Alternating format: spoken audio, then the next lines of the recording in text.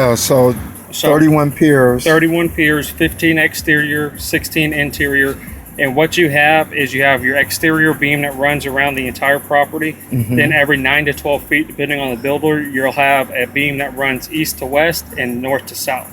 Okay. So what we want to do is you're going to have a beam that runs roughly here, and another one that runs here. Then you'll have this one that runs right here. Then you'll have another one that runs roughly here, here, and here. So we want to pick up where these two kind of meet. We want on this plus sign, we want to pick up here, and we want to pick up on this side right here. Okay. Same thing on these two. Where these meet, we want to pick up on these plus signs, and then we want to pick up here. We don't need to pick up on this side because this side's pretty okay. So once we lift up this, it'll level it out here. Is this and about I'll where pick the back. kitchen is, that wall with Yes. the kitchen and all that? So basically from the kitchen, that area all the way back. Right, Okay. yeah. All the back bedrooms, that hallway, portions of that kitchen, and then on that back wall of And the bathroom is where it's the worst, Yeah, the bathroom's which is roughly why about there right could be here. a potential plumbing issue Right, when that gets lifted up, yes. as far as the pipes and stuff. Okay. Right. So that's what we want to do is lift all that up and then get that to come back to as close as possible. And that means roughly about a 0.5 marking. So if we can get that within everything to match up from 3 inches to a half inch, that's what we want to shoot for. Okay. Now this area that I circled is breakout and repour. It's with 2 slabs on top of each other, which is no good. I kind of just shortened it up, short and sweet. Because what's going on there is they repoured, because when they converted this garage, they repoured some concrete over it to try to match it up so where everything stays kind of uniform, pleases the eye.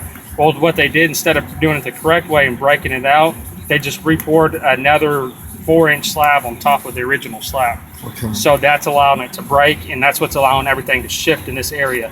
In my opinion, also, the reason you're having a little bit of area right here, the circle where that you're seeing the gap the opening gapping in the wall. is because this second sidewalk and the second slab is pushing up against the home. Okay. So if we can knock this out, report the correct way with its natural slopes coming down and out, then we can prevent that from happening. And then you can just have cosmetic work done on the inside. Oh, okay. But if you don't catch that, because it's already showing resistance that it's pulling up, that's why you can't open the screen door. It drops, it lifts up and drops back down like a hill. That's showing that it's pushing that way, and we don't want it to push that way because it could potentially push too much, and then it could start to mess with the foundation on this side. And right now the foundation is good right there. Okay. So that's what we have there. And then as far as this page, this is what we're doing is 31 piers, 15 exterior, 16 interior. They're all 4 to 6 foot centers. We get an engineer to approve everything that we do. We pull city permits to the city, the whole 9 yards if we need to do. Our instructions is to install 31 piers to stabilize the foundation, bring the structure as close as possible to level. That's that half inch. We use only steel and pre-cast concrete. You have a transferable 20-year warranty on the foundation repair. Okay.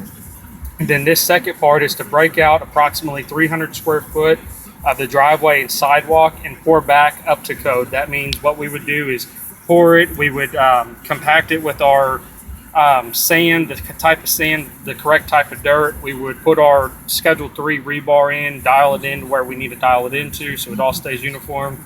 Poured our expansion joints in, the whole 9 yards to make sure it's up to code. And then we would go ahead and pour the concrete in.